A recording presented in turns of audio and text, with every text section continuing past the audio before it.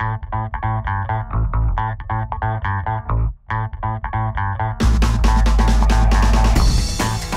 back to the Pitch Pod. I'm your host, Jeff Stebbins.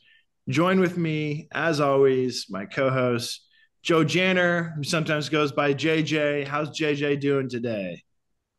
I am doing fine. I'm happy to be here as always. As I say, just don't call me late for dinner here. I'm happy to be a part of the Pitch Pod.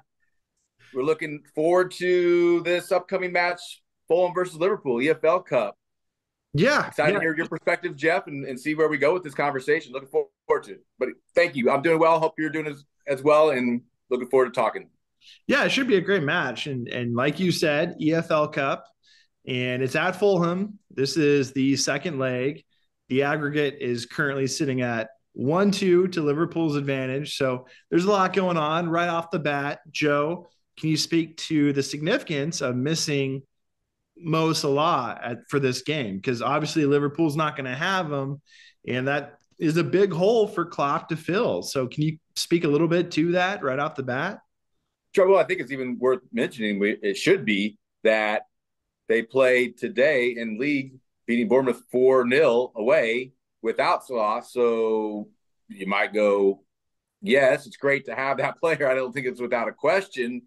But the squad that Klopp has to work with, the Liverpool side, is just it's an indicative of how strong they are and what they have, and the different talent and all the players that can contribute and score in different and various ways. So, yes, while be missing, I think in this contest, I think that there should be something to play, be fine.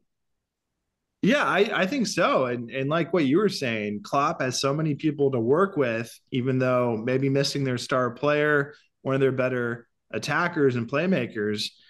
Guys like Gakpo are stepping up in their regular play. And they had a big win today, right? 4-0. Nunez stepping up. They'll still have a solid defense in Virgil van Dijk. So we're not expecting any other major players to be out, are we? Looks like everyone else is good to go. No, in terms of significant players, you have to mention Jota. I mean, really, I think we talked about even one of the last times we covered a Liverpool match and how much of an impact player he is, and then given the opportunity, just shows up and does what he needs to do. It's like, again, so many players. So no, it's exciting to see how this will play out. It's a great opportunity for them. I think maybe worth mentioning that for Fulham, it means a little bit more since they're essentially it's about, well, I mean, they're still in the FA Cup, so I don't want to take that away from them. But I mean, as far as an opportunity for them, Liverpool probably as excited. I don't think any one club would ever say they're not excited about the opportunity to get silverware in this type of competition. Maybe just not as high as a priority for Liverpool side, who's sitting now atop the league and probably is set to make a pretty good run at that. So that's one thing to consider. So maybe you have a Fulham side that's in it to win it in this case. I mean, being down a goal on the aggregate is going to be a challenge for them to get what they need to get done. But you have to ask and you have to wonder, is the fact that they are playing at home going to be a little bit of an advantage? Yeah, I would think so. I would think that would be a big advantage. And like you said, it's them that have to step up this match. So I do expect some of their players to come out, be ready to go. Willian is the one I'm going to be looking at. I think he's a really dynamic player, and he's always able to find the back of the net. But I'm kind of wondering, Fulham played decently their last match, only losing it 2-1 to Liverpool. But they came out in a kind of an interesting lineup in formation. They came out in a 4-2-3-1, and Willian, he's out on the left-hand side there. I'm just kind of curious. They were able to keep Liverpool to 2 goals, and they got one themselves at Anfield. So that's pretty promising. But as I look at the stats of that match, it's a little bit alarming. How much of this did they get lucky and keeping it that close, the score, or how much of it is them just being a solid club defensively? And so as I'm looking at the stats to their first leg match, shots, Liverpool 21, Fulham 6. Shots on target, though, 7 Liverpool, 4 for Fulham. Possession, which we know Liverpool is so good at, 67% for Liverpool to 33% Fulham. And Another significant stat is corners. 8 for Liverpool, and we know they have Nunez and Van Dijk, right? Threats on the corner versus 2 to Fulham. So, yes, it was a close match, but when you look at some of those stats, that's a bit alarming. And so if I was Fulham, I would definitely be um, trying to limit those shot opportunities and those corners specifically. Can you speak a little bit to those stats, Joe? I think it lends itself to, I will say this with Fulham, they're not a top tier side in terms of where they sit in the table, in terms of the structure of the club. It's a smaller club in a sense, but I think I would put the label on them as a side, an organization that does well to get the most out of what they have to work with. Okay. And so, in efficiency, and maybe the stat that you mentioned, I was most interested in efficiency. Okay, you got 6 looks in front of goal, 4 on target, you put 1 away. I mean, that's against a side like Liverpool, who, as you suggested, as much as they possess the balls, their ability to produce and create chances, and then when they do have those opportunities to score, I mean, it's probably a fair result for them. And in a sense that, though, looking forward to this next match, it's going to take a lot more. It's going to take a little bit more solid defensively. It's probably going to require more time, spells of possession that they can then keep Liverpool for scoring. I mean, could it be that is their primary objective, being number one? They know they can't afford to have Liverpool score any more goals. So if they can set up in a way and a means to keep them from scoring, get their one to draw a level, to get it to extra time, to go to penalties. I mean, yeah, it could be all the above in the sense that that's what it's going to take at a minimum. Could they hold them to 1, score 3? I don't know. I don't see that that's the type of side. So it's going to be very much dependent on their efficiency, which is, I like that as a label. I think that would be somebody, any level would be happy to hear that they've been dedicated, or rather been labeled as. So I think that's something to look forward in this match. How efficient can Fulham continue to be?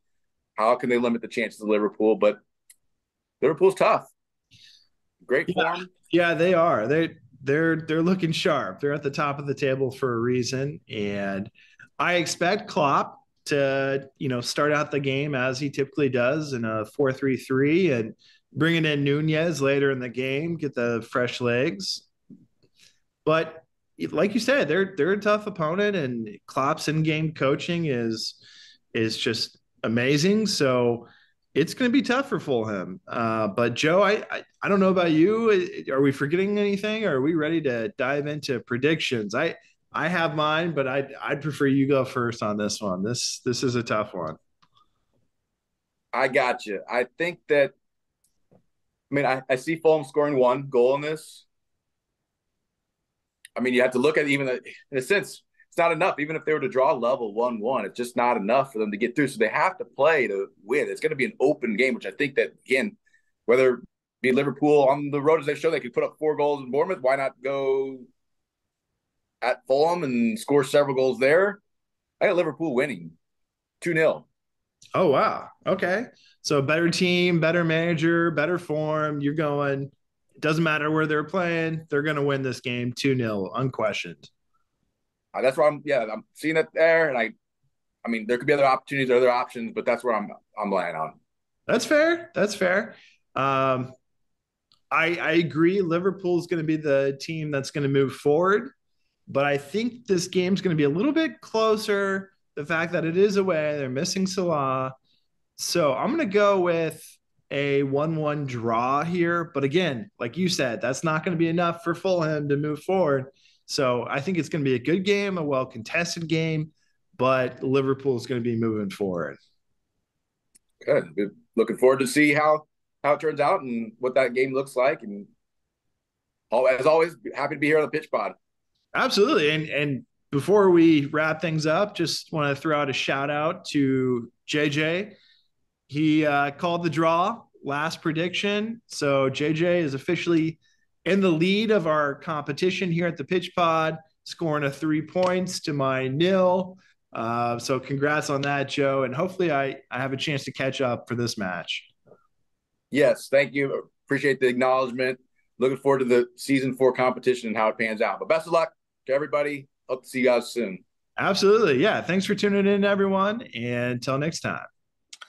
Thank you, everyone, for tuning in. If you like what we bring you here at the Pitch Pod, please do us a favor, hit that like and that subscribe.